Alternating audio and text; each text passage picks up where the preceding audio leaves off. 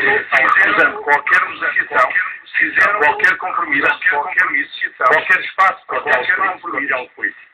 Conforme consciente, a oposição retirou ao governo todas as condições para continuar a governar. Em consequência disso, apresentei agora mesmo ao Sr. Presidente da República a admissão do cargo de Primeiro-Ministro da República.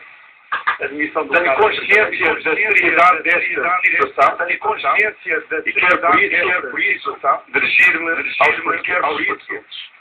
Desde há vários meses tenho lutado por um propósito que considero fundamental.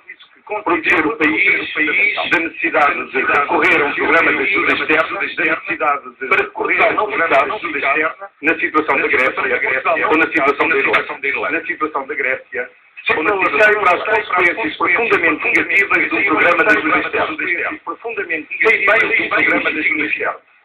Em primeiro lugar, este programa tem consequências profundamente negativas para a imagem, para o prestígio e para a reputação nacional. Há toda uma diferença entre um país que se propõe resolver os seus próprios problemas e um país que tem que recorrer à ajuda externa para acudir aos problemas que não consegue resolver. Mas em segundo lugar, um programa de ajuda externa tem consequências profundamente negativas para as pessoas, para as famílias e também para as empresas, para as famílias. Basta ver o que se passa nos países que recorreram a esta intervenção para compreender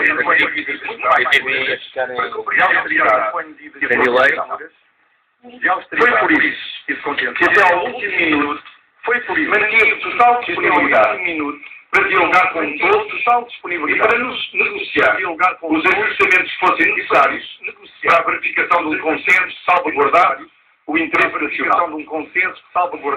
Ao longo destes dias, fiz inúmeros apelos à responsabilidade. Pedia a todos que pensassem duas vezes no que iam fazer. Lamento que tenha sido o único a fazer esse apelo. Lamento ainda mais que nenhuma outra força política tenha respondido a esse apelo. O programa que Portugal apresentou colheu o apoio inequívoco da Comissão Europeia, do Banco Central Europeu e dos nossos parceiros da zona euro. Lamento também que esse apoio tenha sido agora deitado por terra. E lamento ainda que tenha sido mero cálculo político. Porque uma única razão explica esta crise. E essa razão é a supervisão pelo poder, a impaciência pelo poder, enquanto o programa de consolidação é apoiado pelas instituições europeias, há quem faça tudo para destruir esta vitória. Quando o Estado português precisa ter uma voz forte na Cimeira Europeia, há quem não hesita em remeter irremediavelmente as instituições portuguesas. Quando o interesse nacional deveria estar acima de qualquer outro interesse, há quem não hesita em interesse político ou partidário acima do interesse nacional. Esta atitude de obstrução à ação do Governo não é nova e não é de agora. Pelo contrário, fez-se sentir desde o início das funções do Governo.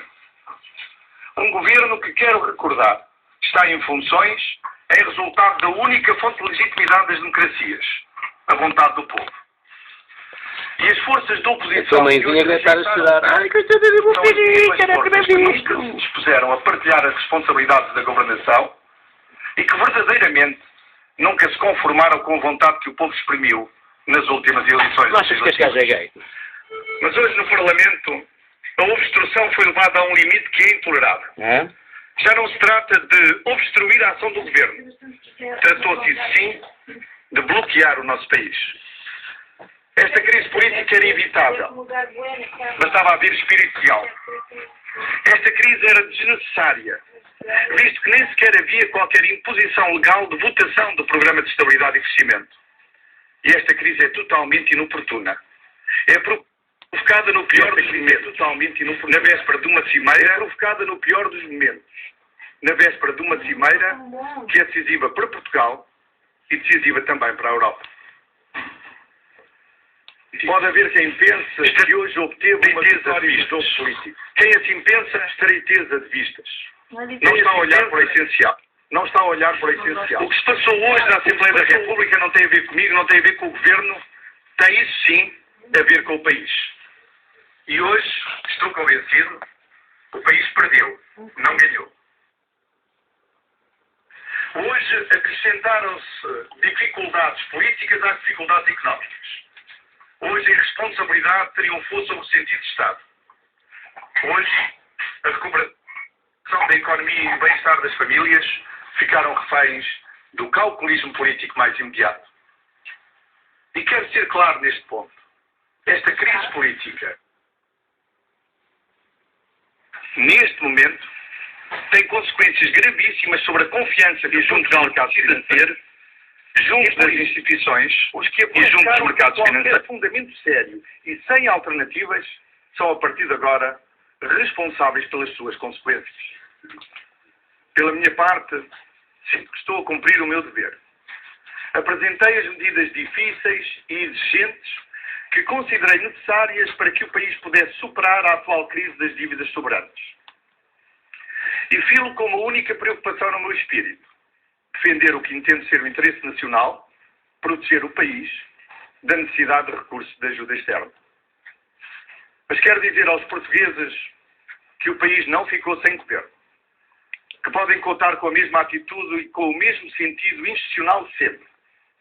O governo cumprirá totalmente o seu dever, dentro das competências que são próprias de um governo de gestão, com a consciência da gravidade da situação para que o país acabe de ser atirado. A crise política só pode ser resolvida pela decisão soberana dos portugueses, pois com a determinação de sempre e a mesma vontade de servir o meu país, irei submeter-me a essa decisão.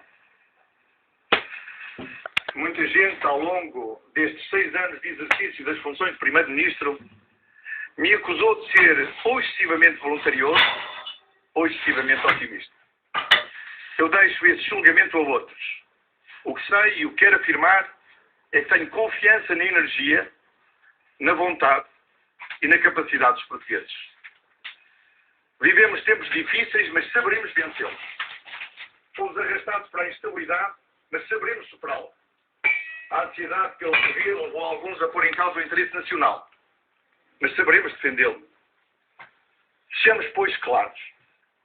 Uma coligação negativa de forças políticas que nada mais une a não ser a vontade de abrir uma crise política impôs a demissão do governo porque lhe retirou as condições mínimas para a governação exigente que temos pela frente.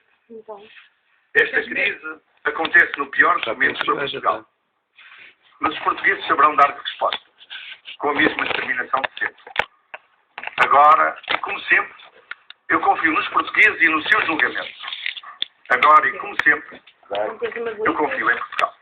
Muito obrigado.